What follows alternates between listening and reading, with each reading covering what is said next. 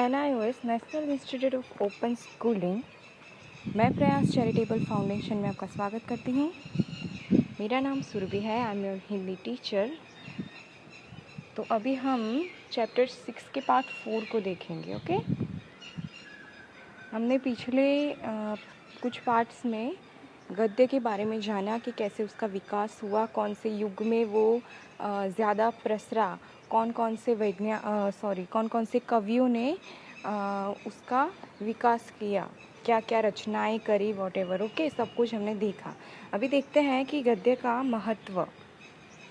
संस्कृत की सुप्रसिद्ध शुक्ति के अनुसार गद्य कविना निक्षम वदन्ति। गद्य का लेखन मूर्धन्य कवियों की कसौटी है। इस कारण ही संस्कृत में भी बहुत से महाकवि गद्य लेखन करते रहे हैं। हिंदी साहित्य के आधुनिक काल के मूर्धन्य कविगण जयशंकर प्रसाद, सुमित्रानंदन पंत, सूर्यकांत त्रिपाठी, जिसे निराला के नाम से जानता है, महादेवी वर्मा, रामधारी सिंह दिनकर, रामकुमार वर्मा, शिवमंगल सिंह, जिनको सुमन के नाम से जानता है, धर्मवीर भारती आदि कवियों का गद्य भी उतना ही सुललित और श्रेष्ठ है जितना कि किसी सुप्रसिद्ध गद्य लेखक का। ऊपर आपको बताया जा चुका है कि जीवन के समस्त क्रिया व्यापार गद्य द्वारा ही संचालित होते हैं। हमने देखा कि हमारे ना जानते हुए भी हम बहुत सारी जगह गद्य का इस्तेमाल करते हैं, लेकिन हमें उसके बारे में पता नहीं है, इसलिए हमें लगता है कि हम गद्य के बारे में नहीं जानते, लेकिन ऐसा नहीं है। हम हर क्षेत्र में अभी किसी भी नॉर्मल अगर बोलचाल की भाषा हो उसमें भी हम गद्य का यूज़ करते हैं। ओके, अब आप सोचते होंगे कि कैसे। तो जब गद्य बातचीत द्वारा आसानी से अभिव्यक्त हो जाता है तो उसे पढ़ने की क्या ज़रूरत है। लेकिन ज़रा गहराई से सोचिए तो आपको इसके महत्व का पता लगेगा। यदि आप अपने घर से दूर गए हैं और आपको घर के सदस्यों से बातचीत करने का मन हो रहा है और अपने बारे में बताना चाहते हो कि तब आप क्या करोगे। अगर आप घर से दूर हो और आप बताना चाहते हो कि आप कैसे हो, कहाँ रह रहे हो, कि आपको मन कर रहा है अपने परिवार वालों से बात करने का, तो आप क्या करोगे।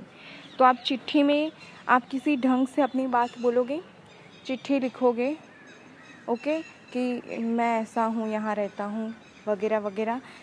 तो वह कितनी प्रभावकारी बन पड़ी है, अथवा आप अपनी पूरी बात ठीक ढंग से कह पाए हैं कि नहीं, यह सब आपकी शैली पर निर्भर करता है। आप क्या कहना चाहते हो, आपने किस ढंग से कहा है, वो आपके कहने के तरीके पर निर्भर करता है।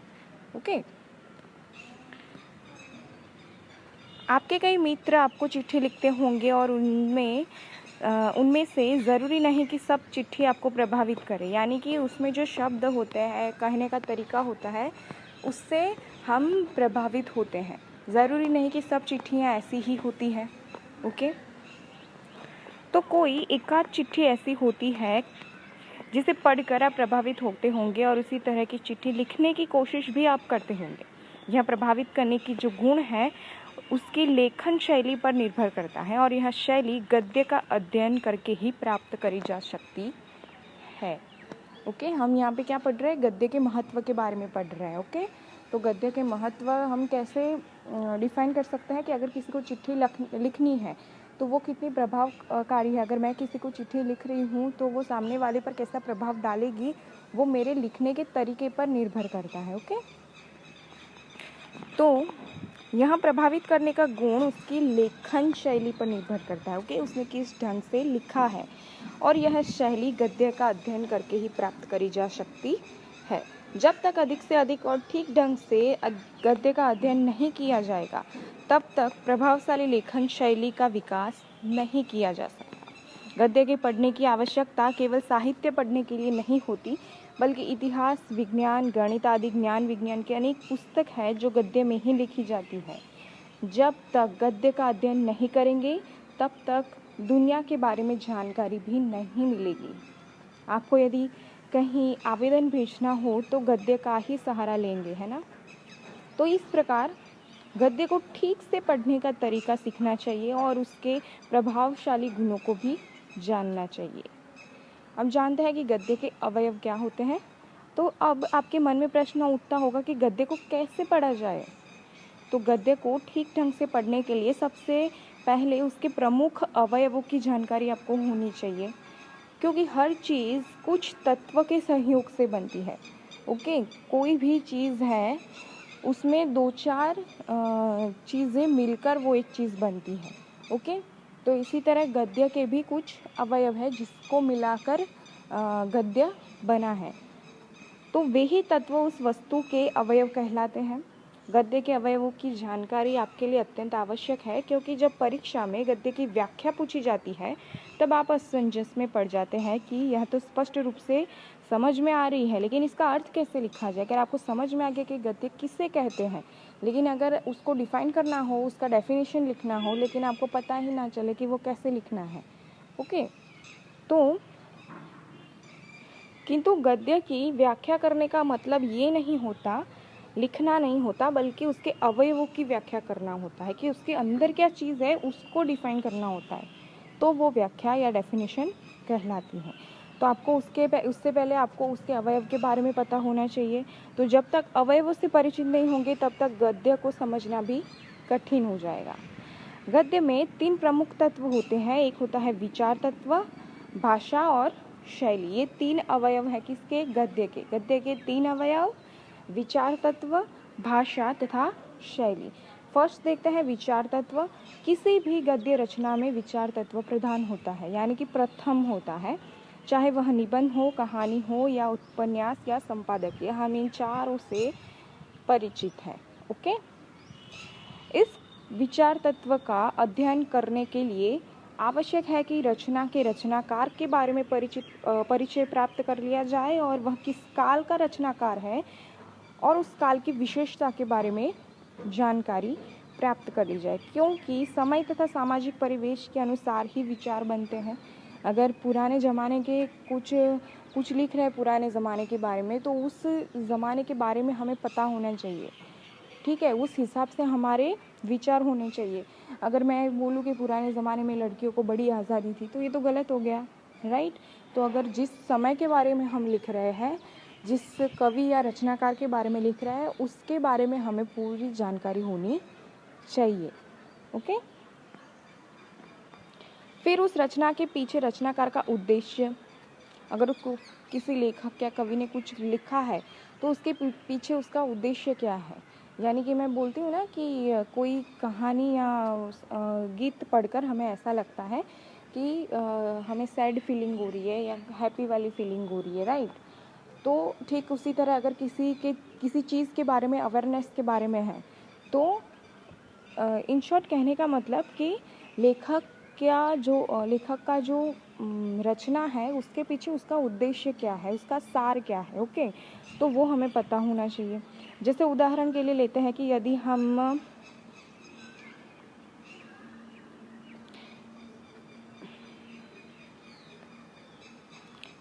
उदाहरण के लिए गद्य के पढ़ने की आवश्यकता केवल साहित्य पढ़ने के लिए नहीं होती, बल्कि गद्य के अवयव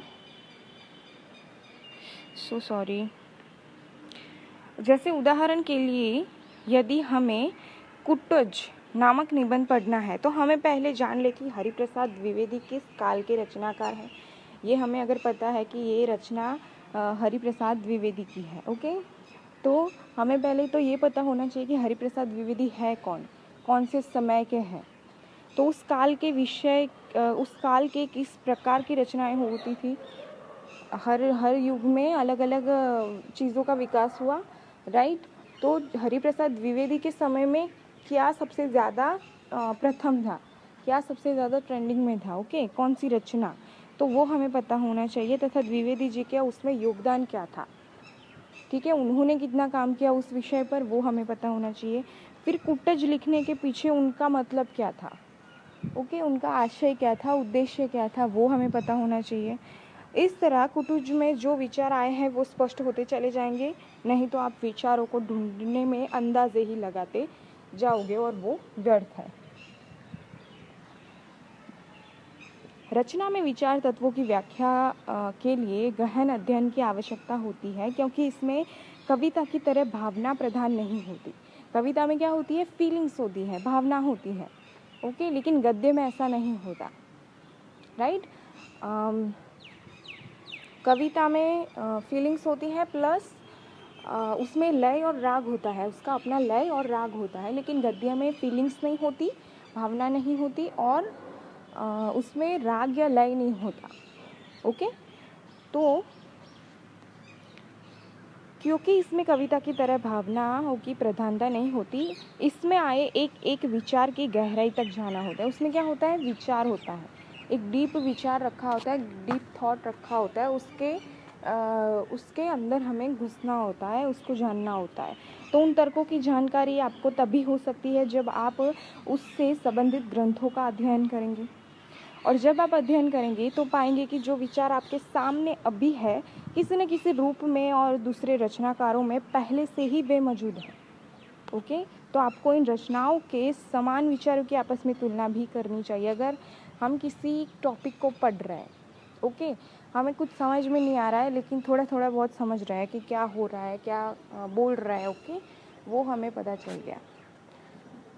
देन नेक्स्ट, अगर हम वैसी ही किसी और कवि की बुक पढ़ते हैं, या कविता या कुछ भी उससे रिलेटेड पढ़ते हैं, तो उसमें भी सेम शब्द, उसकी रचना जैसा हमें कुछ मिलता है, तो हमें उसका कंपैरिजन करना चाहिए ताकि हमें और पता चले, राइट। फिर नेक्स्ट है भाषा, ओके। तो भाषा विचारों की संवाहिका होती है। भाषा क्या है, विचारों की संवाहिका। अगर आप कुछ सोच रहे हो और वो दूसरों तक कैसे पहुंचाओगे, आपकी भाषा के थ्रू पहुंचाओगे, राइट। तो जैसे विचार होंगे वैसी भाषा हो जाएगी। अगर आपकी जो मूल भाषा है, आपके विचार भी उसी भाषा में आएंगे, राइट। तो उसके अलावा भाषा विषय वस्तु पर भी निर्भर होती है, यानी कि विषय वस्तु मीन्स कि अगर वो सामाजिक हो जाए या साइंटिफिक हो जाए तो उस तरह की उसकी लैंग्वेज आएगी, समझ रहे हो। तो विषय वस्तु जिस काल, परिवेश या स्थिति पर आधारित होता है, भाषा भी उसके अनुरूप ढलती जाती है। यदि कोई रचनाकार मुगलकालीन समस्या को लेकर चल रहा है और उसकी रचना कर रहा है, तो उसकी भाषा आज की प्रचलित भाषा से भिन्न होगी, ओके, क्योंकि जब तक भाषा में यह परिवर्तन नहीं आएगा तब तक उसकी रचना भी वास्तविक नहीं आएगी। अगर इस टाइम पे मैं अगर कुछ पुराने ज़माने के बारे में लिख रही हूँ तो मेरी भाषा जो है उसमें उस टाइम का झलक दिखना चाहिए, वरना आपको वो फील ही नहीं आएगी, समझ रहे हो। हर रचनाकार की अपनी भाषा होती है, ओके। यह भाषा संबंधित भेद विभिन्न रचनाकारों के गद्य का अध्ययन करके ही समझा जा सकता है। भाषा संबंधित अध्ययन करने के लिए पर्यायवाची, यानी कि जो समानार्थी बोलते हैं ना, एक जैसे शब्द, पर्यायवाची शब्दों का अध्ययन, लोकोक्ति तथा मुहावरे का ज्ञान, तत्सम और तद्भव शब्दों का अध्ययन पर जरूरी है, क्योंकि रचनाकार भाषा को सरल, प्रभावशाली तथा सुबोध बनाने के लिए कई बार मुहावरे का प्रयोग करता है, राइट। हम देखते हैं ना, कोई दोहे देख लो, हमने पिछले कितने चैप्टर्स में दोहे पढ़े, रहीम के, रैदास के, राइट। तो उसमें भी कई जगह मुहावरे का अर्थ होता है, मुहावरे का उल्लेख होता है। तो हमें कितना कुछ पता होना चाहिए भाषा के बारे में, मुहावरे पता होने चाहिए, तत्सम और तद्भव शब्द की जानकारी होनी चाहिए, राइट। तो कई देशज अथवा तद्भव शब्दों का भी प्रयोग होता है, देशज भी हमें पता है, या किसी प्रचलित शब्द के बदले कोई दूसरा शब्द प्रयोग होता है। ऐसी स्थिति में व्याकरण का ज्ञान भी ज़रूरी है, ओके, व्याकरण का ज्ञान, नहीं तो आप लिखते समय विराम चिन्ह है या विभक्ति या कारक चिन्ह का गलत प्रयोग कर बैठते हैं। हम कहते हैं ना कि पूरा शब्द है, अगर उसमें से एक शब्द भी दूर चला जाए तो पूरे शब्द का जो अर्थ है वो बदल जाता है। तो आपको अगर व्याकरण का ज्ञान नहीं है तो अगर आपने कितना भी कुछ अच्छा लिखा होगा वो अट्रैक्टिव नहीं लगेगा, सामने वाले को पढ़ने में भी मज़ा नहीं आएगा कि कहाँ रुक रुक के पढ़ना है, राइट। वो अल्प विराम होता है, उसको हम थोड़ा वहाँ स्टॉप हो जाते हैं। अगर वो करा ही नहीं होगा तो वो सीधा पढ़ता जाएगा। तो मतलब अगर व्याकरण का ज्ञान नहीं है आपको, व्याकरण का ज्ञान, तो सामने वाले को पढ़ने में भी मज़ा नहीं आएगा, चाहे आपने कितना भी प्रभावशाली ढंग से लिखा हो।